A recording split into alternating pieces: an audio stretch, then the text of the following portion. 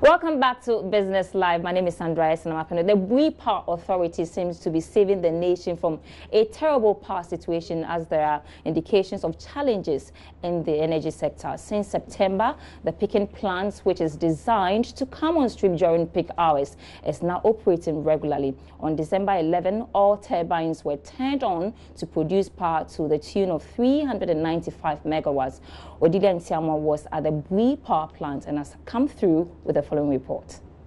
The Bui Power Plant has the capacity of producing 404 megawatts every day. Since September, the plant has been producing power using almost all of its 4 turbines. The CEO of Bui says the water storage went as high as 181 meters, which required them to generate more power to avoid spilling. Some of the generating stations are either down or they are not running at full steam as expected according to the supply plan, or we have an excess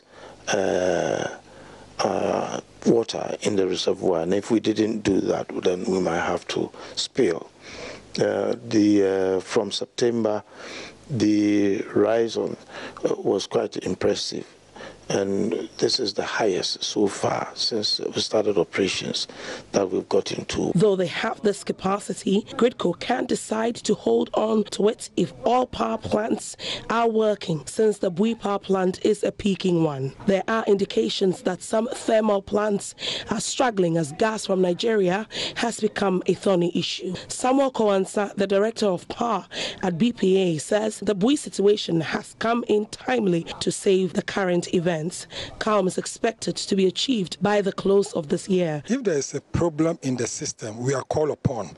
Well, about a month or 2 ago, I knew we had a problem with the Ghana gas, supply, and I started the compressor had a problem. So we're calling to be running, and we've been running continuously. And the thing is, we don't just run.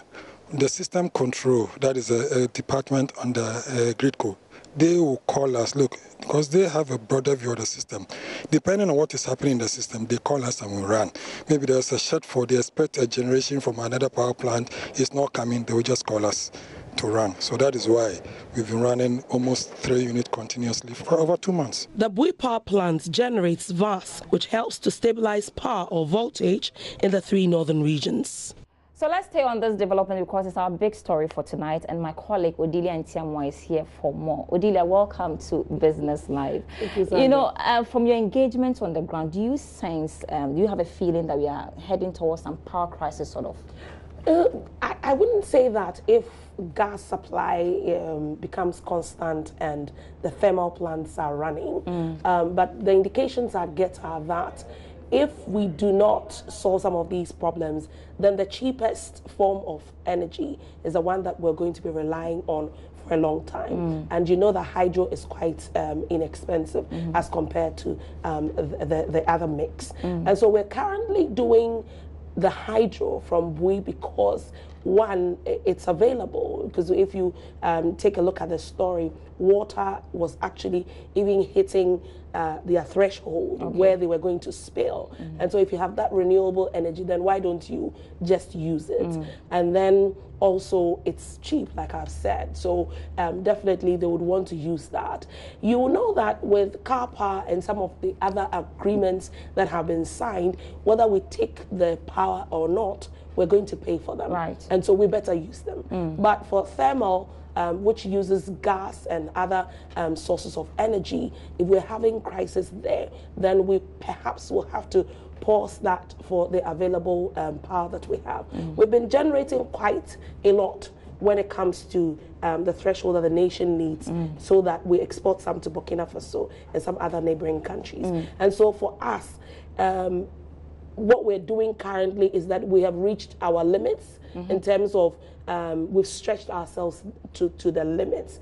Otherwise, then the excesses also won't be there anymore. Right. And so what Bui Power is currently doing is, if there are issues with thermal plants, which we currently have anyway. Yes. You remember that Ghana Gas had issues with its condenser. Right. And that's why Bui Power was called on in September. And since then, the schedule from Gridco has not reduced when it comes to the Bui Power plant. So I'm sure you basically touched on how we got there, because we have issues in the system, and then I'm sure that's the reason why we are experiencing the current power outages and all that. But this pressure on the Bui thermal plant, do you think that is sustainable? Okay, did I say thermal plant?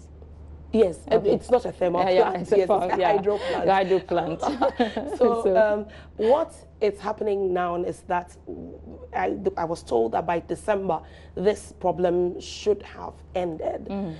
They have schedules, for example, to do maintenance. Okay. And then they usually will turn some of the turbines off, have their maintenance programs whilst others are running. And so if you take a look at them, they have 3 big turbines and then a turbinette. So 4 turbines. Running at the same time? Yes, could be running at the same time. Right. But the thing is, because it's a peaking plant and it was not built to be churning out power from A to Z, even though it can, it means that their maintenance times could be affected because then they will still have to keep generating the power. Which is very dangerous, Which is not very good. It may not be dangerous, but I mean, if you got to go and fix your hair and come on air, and then we now see you on air looking all scruffy, I think it won't be very good. It means that the hairdresser didn't do a good job. Yes. But again, so looking at what is currently happening and the way they're operating, how long do you think they can run for we to say that it's okay to stop the pressure on them?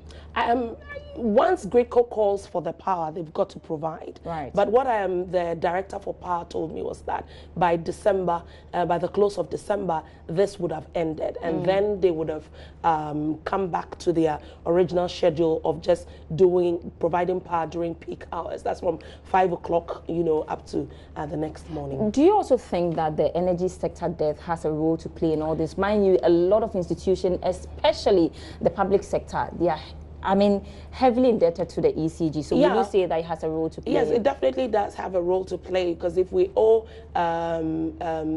Nigeria, if we have to pay them for gas and we're not providing, then definitely some thermal plants will be affected, and then we would be heading towards this space. Remember also that they owe Bui Power Authority so much money, but that's public sector against public sector.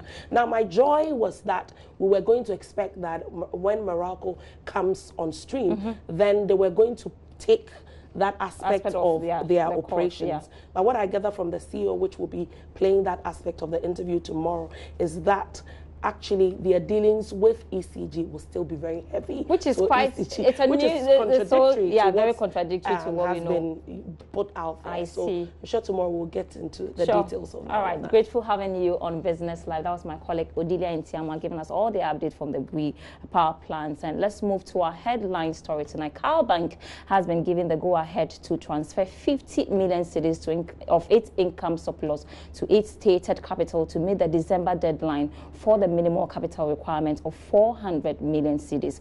This was at an emergency general meeting where shareholders unilaterally approved the transfer. There's more in the following report. It has been an intense year for CalBank as managers raced fiercely to raise the needed funds to meet the 400 minimum capital requirement by the Bank of Ghana. The journey to meeting this stated capital started on May 3 when management of CalBank at an annual general meeting sought the approval of shareholders to transfer an amount of 250 million cedis from income surplus to its stated capital. This process was completed with the bank's capital remaining at 350 million cedis, still being 50 million cedis shy of the 400 million cedi minimum capital. The bank again had to go back to shareholders for another approval. Here's board chair of the bank, Parok Asuman Van Persie.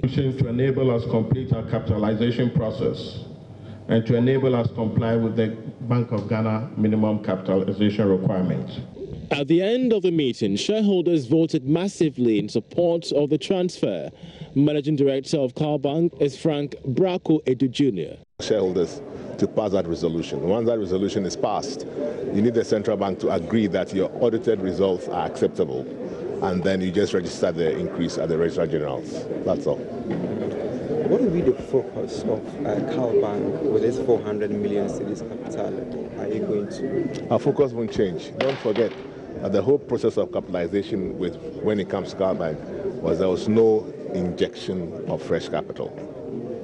It was monies that was already in the bank, but differently categorized. Having all shareholders agree to the transfer of income surplus into the state head capital, what this means is that CalBank is now, of course, attaining the minimum capital requirement of 400 million Ghana cedis. I'm Charles Aite for Joy Business.